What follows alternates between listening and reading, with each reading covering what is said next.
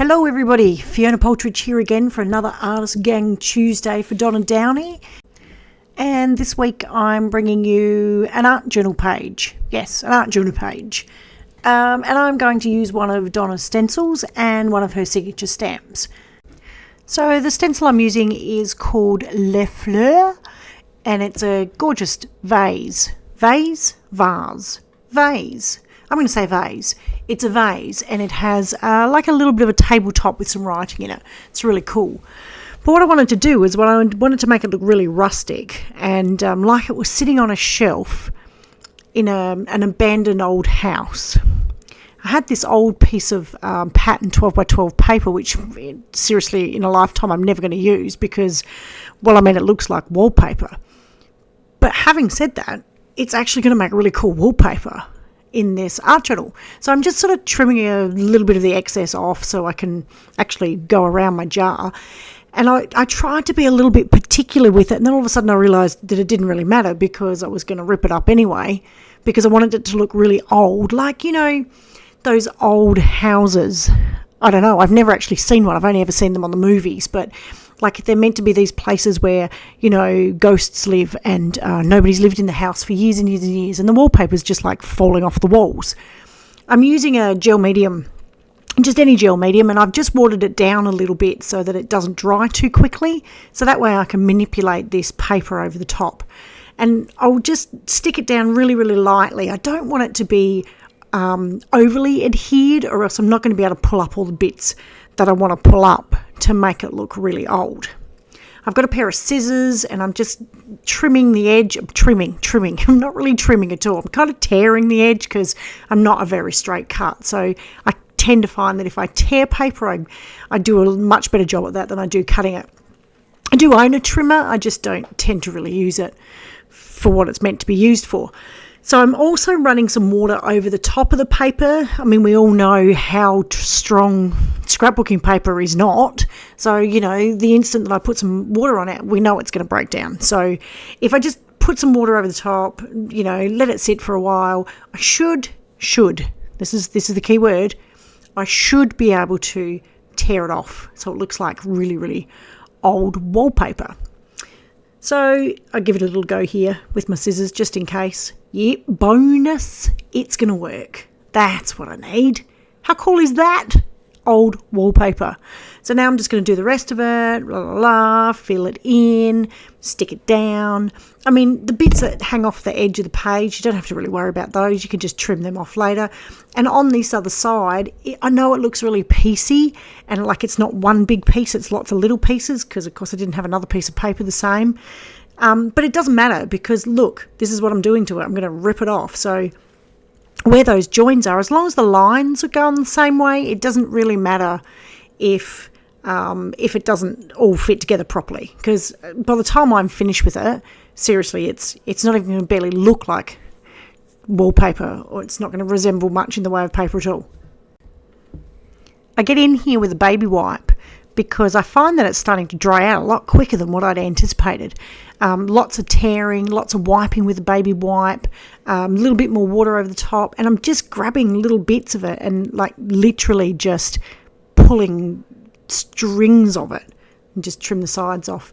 The bonus is this paper actually has a pattern on the other side. It's one of the double-sided pieces, and so when I do actually take quite a lot of the top paper off because I've used gel medium underneath, I actually get a little bit of a transfer, which looks really, really cool, because the other page, like the page on the back, it's not the same as the front page, but it's got very similar rose pattern, so it kind of blends in anyway. You'll see when this bit here I had to destroy because that's where the flowers are going to go, but you can see on this side here when I start to rub with the wipe how the bigger flowers poke through behind from the transfer of the other side of the paper, which actually looked really, really cool. I quite liked it. So there you go. Old wallpaper. All right, so now I needed to add my flowers, and this is a piece of waxed paper. I always used waxed paper as my palette because it's a nice flat surface, but two, it dries and you can just peel it off. These are the Daniel Smith watercolors, and I'm using a bit of a combination here. I've got some quinacridone rose, which is the bright pink color, and then I'm adding some Amazonite Genuine. Amazon, yeah, it's a really pretty blue-green colour. Amazonite Genuine Amazonite. That's the one. So you knew I'd be able to get there eventually. And I'm literally just stamping over the top. Because I put that greeny blue together with that beautiful rose colour, I've got a bit of a crossover with a mixing of the colours and got a lovely purple. Now, when you stamp with watercolours, you never get a really clear image. It's always a bit muddy. So I get my paintbrush out and I use the stamp packer as a bit of a guide and just fill in those little bits and pieces that got missed when I stamped, or just to make it a little bit richer in colour. The Daniel Smith watercolours are so pigmented, it's incredible. So you just need to keep adding it on top of each other over and over again, and you get these really deep, rich tones, which is exactly what I wanted. So next up, I add some watercolour to the bottom as well, because remember we've got this little ledge that we're going to pot the stencil over later on down the track. But I thought I'd make this a beautiful lapis lazuli genuine colour. This is the blue, the bluey colour, and I mix it with a little bit of the green as well, and I also add a little bit of the shadow violet. I'm colouring in the vase here, even though I'm going to put the stencil over the top. The stencil has this beautiful squiggle line through the middle of it, which I'd really love to stand out in this this beautiful genuine Amazonite green colour. It didn't quite work how I wanted to begin with, so I had to go back in and add that colour later, but you'll see that further on down in the video. Good old titanium buff here in the background. I decided that the white paper that I'd pulled, well, from where I'd pulled off the 12x12 pattern paper, had left that real white paper background, and it looked a little bit too white. So with the buff titanium, I can just add it to the background as much or as little as I like, and it sort of makes it look a bit grungier, especially in amongst those flowers. It makes that purple colour really pop. I used to use watercolours in my work all the time, and then I kind of had a bit of an acrylic moment where I was just using acrylic paint constantly. But I'm really excited to go back and use the watercolours again. I'm finding that it's a lot of fun. Now I popped the stencil back over the top because this is the plan right from the beginning, and I've got some just a little tiny bit of golden acrylic paint here. I've got some neutral grey and some Payne's grey, and I'm sort of mixing them together, but not really, because I didn't want it to be too dark. And I'm also very aware of the fact that I've got the light coming from the left-hand side in my head.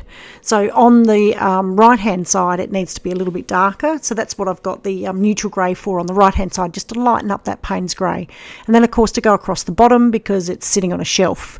I love when you pull this stencil off, how Donna's created this sort of loose handwriting that says Les Fleurs. If you look really, really closely, that's what it says. But I'm just going to use it across the whole bottom. Like, I'm not going to do another vase. I'm just going to use the bottom of it. So it's sort of like a tabletop going right across. And it actually looks quite awesome. Right across, even on the other end, to put a little bit on the other end as well. So this is where I touched up a few of the flowers, and then I thought, I probably should add just another section. Like, it was just missing. It had a little gap where I wanted to put some extra flowers in. So I just grabbed my paintbrush and added the paint directly onto the stamp, and voila, look at that. Perfect. It was the perfect little piece. I just want to use that quinacridone rose and make that really, really rich around the neck of the vase. I'll also go in with the brush, and this is what I was talking about with that green in the background, and I go in with the brush here with the Amazonite Genuine and actually add that into that little crack in the vase, because I really do like that green colour. I think it brings out a bit of the mossy green colour in the background, and it just makes that vase pop a little bit more.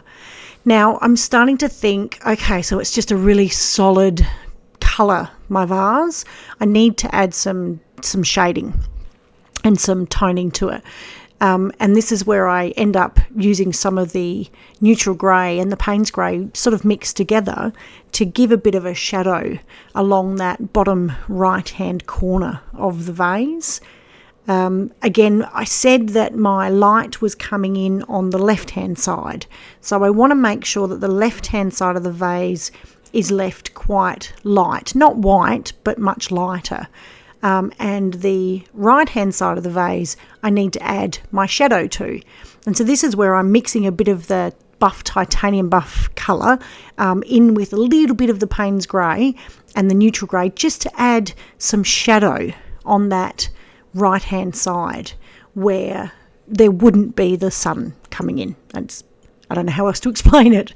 So as if it was sitting on a window ledge, and the window ledge, and the sun is coming in through the window.